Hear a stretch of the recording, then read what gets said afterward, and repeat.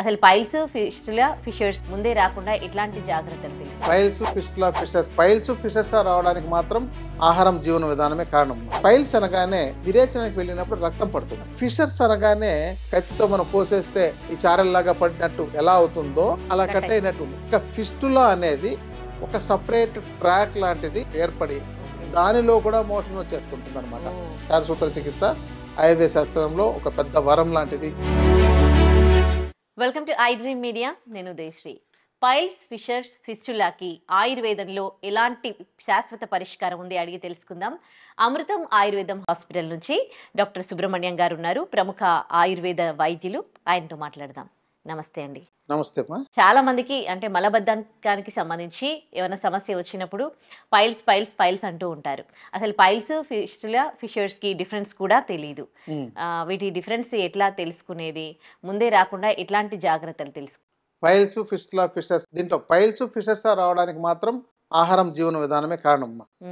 ఎందుకంటే వీళ్ళు ఎక్కువగా ఈ చికెను, ఈ పికెల్స్, వేడి చేసే వాతావరణంలో జీవించడం, ఆ శరీరానికి సరిపడంత నీటిని తాకపోవడం, విరేచనం సక్రంగా వెళ్ళకపోవడం, ఈ గ్యాస్ ట్రబుల్ ఇలాంటి సమస్యలు ఉండడం, ఏదైనా ఒకటే ఆహారాన్ని అతిగా తినేస్తుండడం, ఇలాంటి వాటి వల్ల మనకు శరీరంలో హీట్ పెరిగిపోయి చాలా వరకు ఈ పైల్స్ వచ్చే అవకాశాలు ఉంటాయి.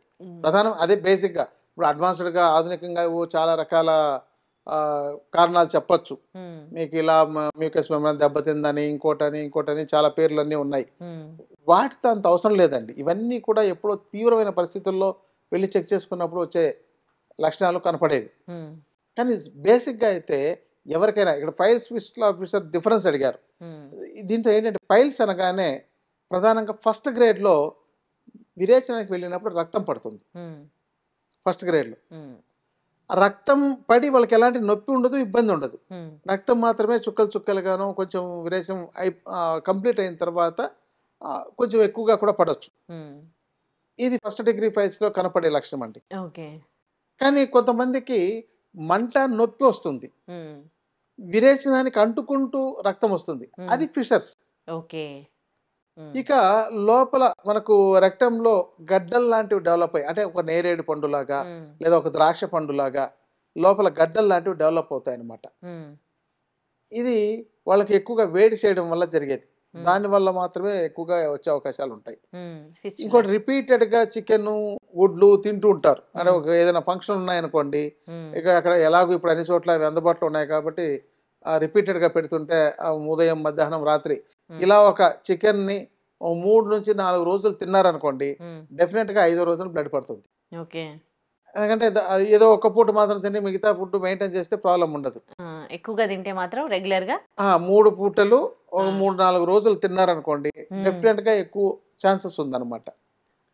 ఇక ఇది ఫైల్స్. తర్వాత ఇది లోపల అంతర్గతంగా ఉండేవన్నీ అంతర్గత ఫైల్స్ అని చెప్పని అంటాము, లేదంటే అర్సెస్సు అంటారు ఆయుర్వేదంలో, అంతరార్సెస్సు అంటాము. ఇదే బయటకు వేలాడుతున్నట్టు ఏమైనా పైకి ఉబ్బి వచ్చేస్తుంటే బాహ్య అర్సెస్సు అంటాం, అంటే ఎక్స్టర్నల్ ఫైల్స్. సో ఇది వాళ్ళ యొక్క పరిస్థితిని బట్టి చికిత్స చేయాల్సి వస్తుంది. ప్రధానంగా 90% ఎవ్వరికి ఏ సర్జరీ అవసరం ఉండదు. దీంతో కేవలం మందులతోనే తగ్గించవచ్చు. చివరికి నీళ్లు బాగా తాగినా తగ్గుతుంది. నీళ్లు టబ్లో కూర్చొని టబ్లో పోసి దాంతో స్విచ్ బాత్ చేసినా కూడా కొంతవరకు రిలీఫ్ ఇస్తుంది. ఒక ఐస్ గడ్డలు పెట్టుకున్నా కూడా రిలీఫ్ ఇస్తుంది. ఫ్యాన్ గాలికి పెట్టుకున్నా రిలీఫ్ ఇస్తుంది. ఇలాంటివన్నీ ఉన్నాయి పరిష్కారాలు. ఇది ప్రారంభంలో. కొంచెం ఎక్కువ అయిపోతున్నట్లయితే భయం ఉంటుంది కొంతమందికి రక్తం పడ్డప్పుడు. అలాంటి వాళ్ళకు ఆ రక్తం ఆపడానికి మందులు వాడాల్సిన అవసరం రావచ్చు. కొన్ని కరక్కాయ, బూడిద గుమ్మడి ఇలాంటివన్నీ కూడా పనిచేస్తాయి. కానీ వాటిని అది తెలుసుకొని వాడుకోవాలి. ఇక ఫిషర్స్ అనగానే ఆ యొక్క రక్తం చుట్టూ అలా యానస్ ఆ పై భాగంలో చుట్టూ ఇలా కట్ చేసినట్టు, అంటే కత్తితో మనం కోసేస్తే ఈ చారల్లాగా పడినట్టు ఎలా అవుతుందో, ఇలా అంటే ఇప్పుడు మనం ఇలా తీసుకున్నట్లయితే ఈ చారల్లాగా ఎలా ఉందో అలా కట్ అయినట్టు దీన్ని ఫిషర్స్ అంటారు. ఇదేంటంటే ఇది కూడా వాళ్ళ ఆహారం, జీవన విధానం తేడా, నీళ్లు సరిపడ తాగకపోవడం, మలబద్ధకం ఉండడం, ఇది విరేచనానికి వెళ్ళినప్పుడు మొక్కడం. చాలా మంది చేసే పని ఏంటంటే అది సహజ సిద్ధంగా జరగాలి, కానీ అది వెళ్ళగానే ఒక 5 నిమిషాల్లో బయటకు వచ్చేటట్టు ఉండాలి మాక్సిమం. చాలా మంది గంటలు కూర్చొని అక్కడ ముక్కుతుంటుంటారు. అలాంటి వాళ్ళు దీని బారిన పడుతుంటారు. ఆ ఒత్తిడి వల్ల ఈ యొక్క ఉరుచుకొని పోయినట్టు అయ్యి, లేకపోతే అక్కడ డ్రైనెస్ వచ్చేసి అవి పగుళ్ళలాగా వచ్చేసి తర్వాత అది పుండు మానకుండా పోతుంటుంది. ఎందుకంటే వీళ్ళు రోజు విరేచనానికి వెళ్ళాలి కాబట్టి మళ్ళీ అది పగలడం, మళ్ళీ రక్తం మోషన్కి అంటుకున్నట్టు రావడం, తర్వాత మంట ఉంటుంది. ఫిషర్స్ లో అతిగా మంట ఉంటుంది, పైల్స్ లో నొప్పి ఉంటుంది.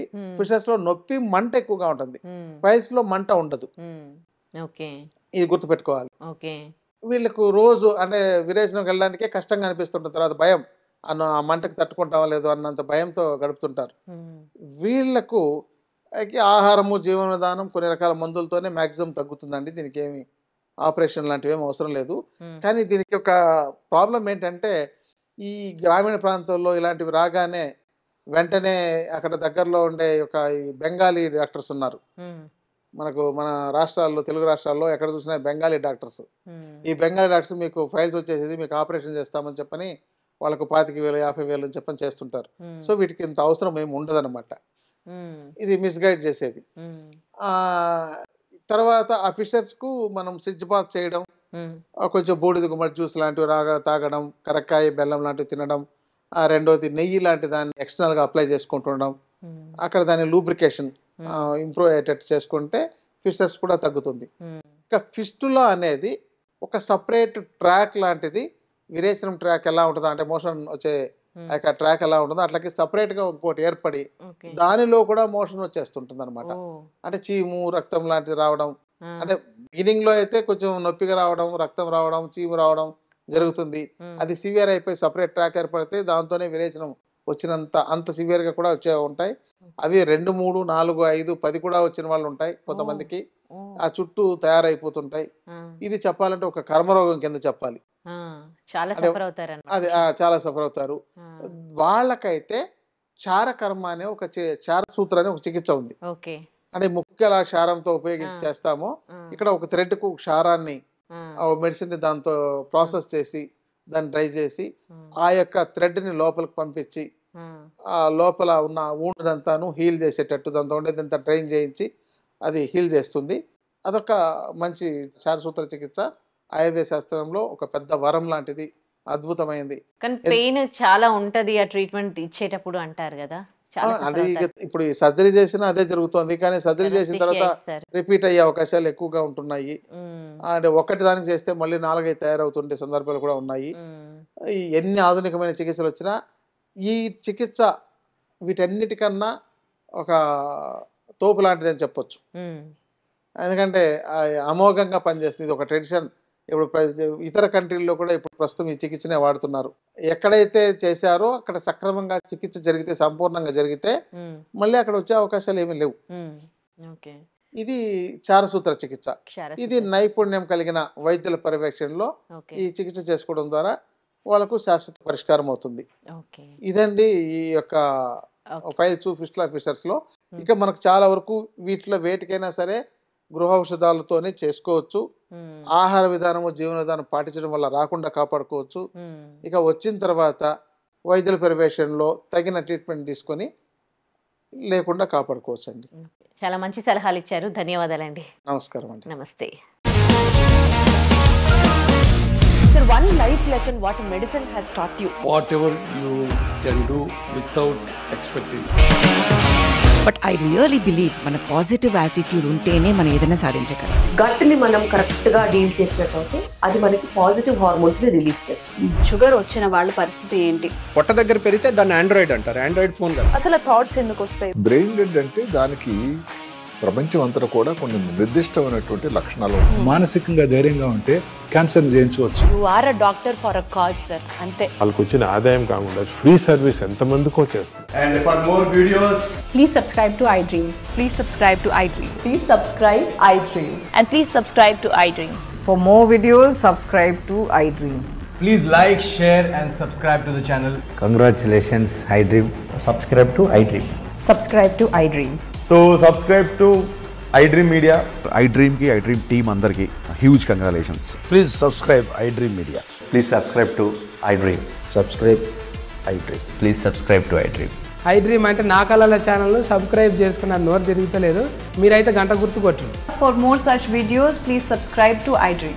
Subscribe to iDream. Please subscribe to iDream. Please subscribe iDream Media. Please do subscribe to iDream. Please subscribe to iDream Media. For best entertainment and information, please subscribe iDream. And don't forget to subscribe to iDream.